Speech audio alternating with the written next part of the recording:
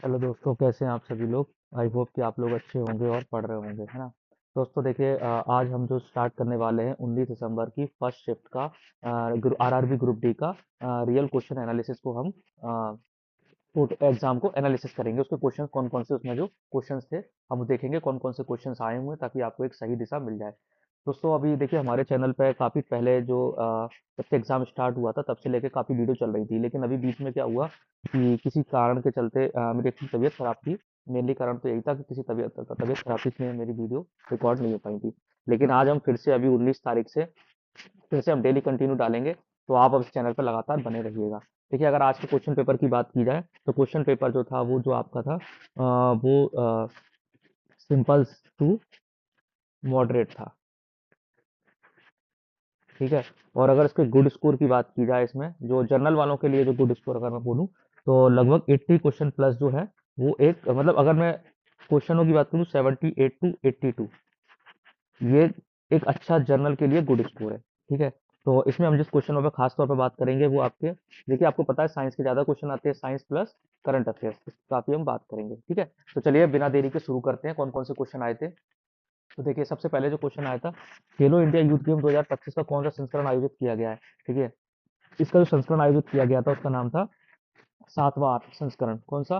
सातवां। देखिए, खेलों से काफी क्वेश्चन आ रहे हैं, तो राइट आंसर है इसका सातवां संस्करण। थोड़ा विवरण देख लेते हैं इसका। खेलो इंडिया यूथ गेम 2025 का सातवां संस्करण 4 से 15 मई तक आयोजित हुआ। इसका मुख्य मेजबान कौन था? बिहार राज्य इसका मुख्य मेजबान था। और आयोजन का जो शुभंकर था वो कौन था?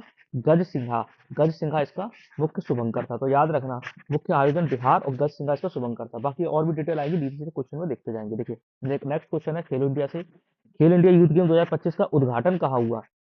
देखिए, उद्घाटन मैंने आपको बताया ना कि मेजबान मुख्य शहर बिहार राज्य था, तो उद्घाटन कहाँ पे होगा? उद्घाटन का इसका था Bihar B Patliputra sports complex Patna. ठीक है। B Patliputra sports complex Patna था। और इसका उद्घाटन की बात की जाए तो प्रधानमंत्री नरेंद्र मोदी द्वारा पटना में किया गया था, और इसका समापन 15 मई 2025 को हुआ था। ठीक है, तो इसको याद रखिएगा। नेक्स्ट देखते हैं, पद तालिका में शीर्ष स्थान पर कौन सा राज्य रहा। देखिए, खेलो इंडिया यूथ गेम्स की बात कर रहे हैं, तो पद तालिका में कौन सा राज्य शीर्ष पर रहा? तो ये आपका था महाराष्ट्र। महाराष्ट्र पहले पे था, और शायद हरियाणा जो था उसमें सेकंड पे था। तो महाराष्ट्र कितने पदों के साथ? 158 पदों के साथ। देखिए, कुल 158 पदों के साथ, जिसमें 58 जो थे वो आपके गोल्ड थे। स्वर्ण पदों के साथ पहला स्थान प्राप्त किया। तो राइट आंसर कौन सा हो जाएगा? महाराष्ट्र। नेक्स्ट देखते हैं, अरमांडो मोंडो डुप्लांटिस किस वर्ष 12वीं बार विश्व रिकॉर्ड तोड़ा। देखिए, ये क्वेश्चन कम से कम तीसरी चौथी बार आ रहा है। क्वेश्चन मैंने जब पहले एनालिसिस करा था उसमें भी बीच में मेरा एनालिसिस नहीं हो पाया था हमारा किसी कारणवश, उसके उसमें भी बीच में आया ही होगा, लेकिन मैं कम से कम इसको तीसरी चौथी बार देख रहा हूँ। अरमांड मोनो डुप्लांटिस 112वीं बार विश्व रिकॉर्ड तोड़ा। तो किस वर्ष तोड़ा 12वीं बार? 2025 में। किस वर्ष तोड़ा? 2025 में। देखिए, जून 2025 में स्टॉकहोम डायमंड लीग में उन्होंने 6.28 मीटर की छलांग लगाई थी। ठीक है, तो इसको याद रखना। नेक्स्ट देखते हैं, मेंडल, साइंस का क्वेश्चन है, मेंडल के प्रयोग में F1 पीढ़ी के पौधे कैसे थे। देखिए, F1 पीढ़ी के पौधे थे वो सभी पौधे क्या थे? लंबे थे। सभी संकर पौधे लंबे थे। और इसमें जो जीन छुपा था वो किसका छुपा था? इसमें बोनेपन का जीन छुपा हुआ था। तो क्वेश्चन क्या है? मेंडल के प्रयोग में F1 पीढ़ी के पौधे कैसे थे? तो सभी संकर लंबे थे। ठीक है। नेक्स्ट देखते हैं, लोरियस वर्ल्ड स्पोर्ट्स अवार्ड 2025 का आयोजन कहाँ हुआ। तो देखिए, इसका जो आयोजन हुआ तो मैड्रिड स्पेन में। ये तीसरी बार क्वेश्चन आ रहा है, मैड्रिड स्पोर्ट्स से काफी क्वेश्चन आ रहे हैं। मैड्रिड स्पेन में इसका जो हुआ था, और यह समारोह 21 अप्रैल 2025 को स्पेन की राजधानी मैड्रिड में हुआ था। नेक्स्ट देखते हैं, अप्रैल 2025 में आरबीआई की रेपो दर कितनी थी। देखिए, रेपो दर का मतलब जो देखिए पहले सबसे पहले देखते हैं रेपो दर क्या थी। 6% के आसपास आरबीआई ने रेपो दर रखी थी। और इसका मतलब क्या था? इसका मतलब था कि आरबीआई आर्थिक गतिविधियों को बढ़ावा देने के लिए रेपो रेट आरबीआई ने घटाया था। क्या? आर्थिक गतिविधियों को बढ़ावा। देखिए, क्या होता है ना कि रेपो रेट पे क्या होता है कि बैंक जो है वो आरबीआई से लेते हैं। ठीक है। बैंक आरबीआई से लेते हैं। अब जब आरबीआई रेपो रेट को सस्ता कर देता है तो बैंक जो होते हैं वो कस्टमर को देते हैं। ठीक है, कस्टमर को देते हैं। अब मान लीजिए कि आरबीआई ने जो लोन है उसको सस्ता कर दिया, तो बैंक जो है कस्टमर को सस्ता कर देते हैं। और जब सस्ता कर देते हैं तो मार्केट में क्या होता है? मार्केट में पैसा आ जाता है। मार्केट में क्या होता है? पैसा आ जाता है। ठीक है। और जब मार्केट में पैसा आ जाता है, इसका मतलब क्या होता है? आर्थिक गतिविधियों को क्या मिलता है? बढ़ावा मिलता है इससे। ठीक है। नेक्स्ट देखते हैं, घरेलू वायरिंग में लाइव तार का रंग क्या होता है। देखिए, लाइव तार का रंग पूछा है। देखिए, इसका जो तार का रंग होता है वो आपका कौन सा होता है? लाल कलर का होता है। कौन सा? लाल कलर का होता है। लिख देखते हैं। देखिए, लाल तार जो आपका लाइव का होता है, काला तार जो होता है वो आपका न्यूट्रल का होता है, ब्लैक वाला, और हरा पीला जो होता है वो आपके अर्थिंग के लिए होता है। ठीक है, तो तीनों तारों को आप समझ लेना। अभी लाल पूछा, हो सकता है वो हरा, पीला या फिर काले से पूछ ले। ठीक है, नेक्स्ट क्वेश्चन देखते हैं। लॉर्ड्स ऑफ अर्थ एंड सी के पुस्तक के लेखक कौन है? देखिए इस पुस्तक के जो लेखक है उनका नाम कौन है? अनिरुद्ध कन्नीशेट्टी। और क्या नाम है? लॉर्ड्स ऑफ अर्थ एंड सी। ये पुस्तक किस पे आधारित है? चोल साम्राज्य और उसकी नौसैनिक शक्ति पर आधारित है। चोल साम्राज्य और उसकी नौसैनिक शक्ति पर। नेक्स्ट देखते हैं, भारत का 107वां राष्ट्रीय उद्यान कौन सा था? 107वां राष्ट्रीय उद्यान कौन सा बना है? सिमलीपाल टाइगर रिजर्व उड़ीसा में। ठीक है, तो ये कौन सा बना है? अप्रैल 2025 में उड़ीसा के सिमलीपाल को यह दर्जा प्राप्त हुआ। नेक्स्ट देखते हैं, सोडियम का रासायनिक प्रतीक क्या है? देखिए आपको पता है सोडियम का रासायनिक प्रतीक तो सबको Na से लिखा जाता है ना। सोडियम क्लोराइड को हम NaCl बोलते हैं इस तरीके से। तो Na एक लैटिन शब्द है, नेट्रियम से लिया गया है। ठीक, नेक्स्ट देखते हैं, गोलीय दर्पण के परावर्तक पृष्ठ का व्यास। परावर्तक पृष्ठ का व्यास को क्या कहते हैं? देखिए इसके परावर्तक पृष्ठ के व्यास को एपर्चर यानी कि द्वारक कहते हैं। और ये क्या करता है? प्रकाश के ग्रहण करने की क्षमता को दर्शाता है। किसके? प्रकाश के ग्रहण करने की क्षमता को क्या एपर्चर दर्शाता है। नेक्स्ट देखते हैं, पराग कणों को अंडाशय तक पहुंचाने में कौन मदद करता है? देखिए पराग कणों को जो अंडाशय तक पहुंचाने में मदद करता है उसको बोलते हैं हम स्टाइल। ऑप्शन सी स्टाइल इसका सही आंसर होगा। ये क्या करता है? पराग नली स्टाइल से होकर बीजांड तक पहुंचती है। किससे होकर?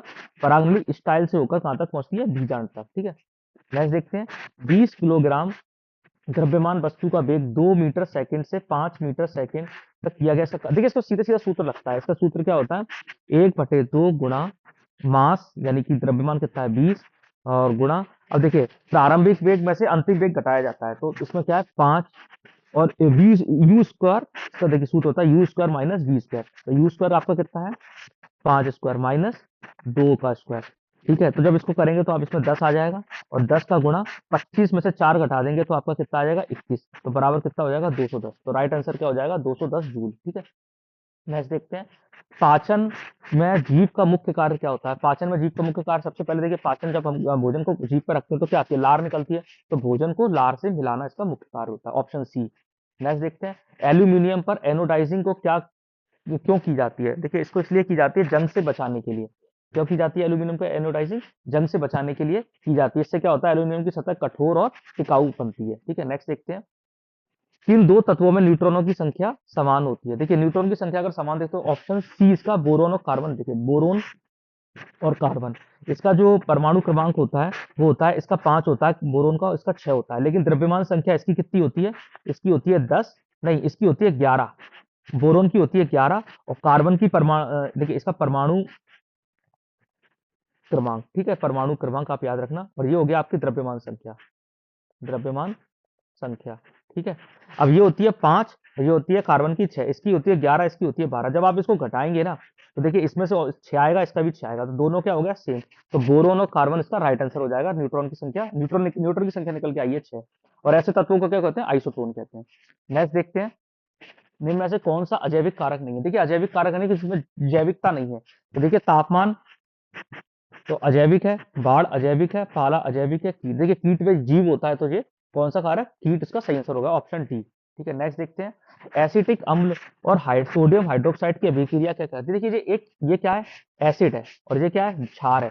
तो ऐसी अभिक्रिया जब दोनों को मिलाएंगे, अम्ल को क्षार से मिलाएंगे तो क्या होगा? न्यूट्रल बनेगी। तो ऐसी क्रिया को कहते हैं उदासीनीकरण कहते हैं, है ना।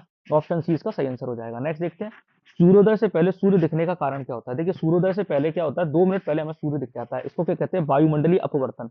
वायुमंडलीय अपवर्तन के कारण हमें सूर्य दिखता है।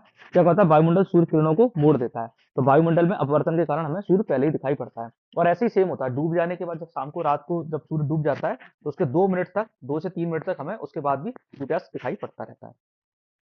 नेक्स्ट देखते हैं, यदि n माइनस एन सम है और m square minus N square तो किससे विभाजित होगा? देखिए इसका सही आंसर होगा ऑप्शन सी 4। ठीक है, और ये m माइनस और n प्लस दो सम, ये सम होंगे तो 4 इसका ऑप्शन सी सही आंसर होगा। नेक्स्ट देखते हैं, नवीकरणीय ऊर्जा के लिए कौन सा मिशन शुरू किया? देखिए नवीकरणीय ऊर्जा मतलब कि नवीकरणीय जो मिशन शुरू किया गया उसका नाम कौन सा है?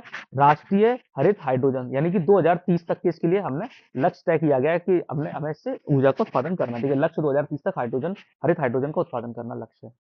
रॉकेट की गति के विरुद्ध कौन सा बल कार्य करता है? देखिए रॉकेट जब हवा में जा रहा होता है तो उसके लिए एक तो ग्रेविटी का काम करता है और दूसरा क्या होता है? एयर होती है। वायुमंडल में क्या होती है? एयर होती है, तो एयर से टकराता है। तो ये दोनों जो होते हैं वो उससे रॉकेट को रोकने का काम करते हैं।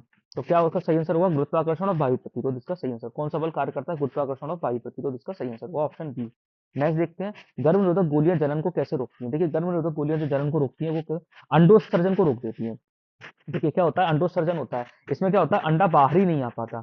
अंडा क्या होता है, वो बाहर फैलोपियन ट्यूब में बाहर नहीं आ पाता, और उससे क्या होता है, निषेचन जो होता है वो निषेचन जो होता है वो नहीं हो पाता। तो क्या करती है जी, अंडोत्सर्जन को रोक देती है, जिससे निषेचन नहीं हो पाता। नेक्स्ट देखते हैं, बार वॉशिंग सोडा में कौन सा तत्व नहीं होता। देखिए वॉशिंग सोडा में कौन सा इसमें तत्व नहीं होता, वो होता है इसमें सोडियम भी होता है, कार्बन ऑक्साइड, सल्फर जो होता है, सल्फर वॉशिंग सोडा में नहीं होता, और उसका जो सूत्र होता है NO2CO3, NH2O में सल्फर नहीं होता है। ठीक है, तो एक इसमें और एक इसमें सल्फर नहीं होता है। तो सही आंसर कौन सा हो जाएगा, वॉशिंग सोडा में क्या नहीं होता, सल्फर, इसका राइट ऑप्शन है, राइट आंसर हो जाएगा।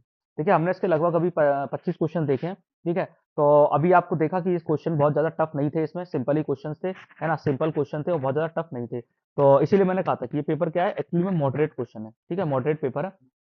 अभी हम जो है इसकी फर्स्ट शिफ्ट को लेके आए हैं। अभी हम नेक्स्ट कोशिश करते हैं कि इसकी सेकंड शिफ्ट भी अभी तुरंत डाल देते हैं। ठीक है, मैं एक्चुअली कई दिनों से वीडियो नहीं बना पा रहा था, उसके लिए हम सो सॉरी, क्योंकि मेरी थोड़ी तबीयत ठीक नहीं थी। अब हम रेगुलर इसकी वीडियो पे डालते रहेंगे, और मैं इसमें करंट अफेयर्स भी शुरू कर रहा हूँ, ताकि आपके आने वाले एग्जाम में जो भी बिहार दरोगा का, जो जैसे देखिए मुझे पता है अभी कौन कौन से जनवरी में आ रहे हैं, बिहार बिहार दरोगा का एग्जाम आ रहा है ना, बिहार दरोगा का, AEDO का। ठीक है, जो बिहार से ही है, बिहार में जो SSC है, BSSC, बिहार SSC का एग्जाम आ रहा है। इन सभी एग्जामों में, इसके अलावा दिल्ली पुलिस के एग्जाम आ रहे हैं। इसके अलावा ग्रुप डी की तो हमारी चल ही रही है। ठीक है, इन सब के लिए जो करंट अफेयर्स का जो मैं सीरीज शुरू कर रहा हूँ। ठीक है, इसमें हम MCQs के माध्यम से क्या करेंगे, MCQs के माध्यम से करंट्स को करेंगे, और आपको उसके बारे में जो थोड़ी सी डिटेल भी बताई जाएगी। ठीक है, तो अभी बने रहिए इस चैनल पे, और अब इसको लाइक और सब्सक्राइब कर दीजिए। अब इस पर रेगुलर वीडियो आती रहेंगी। चलिए, तो धन्यवाद, पढ़ते रहिए, नेक्स्ट वीडियो अभी लेके आते हैं। ठीक है।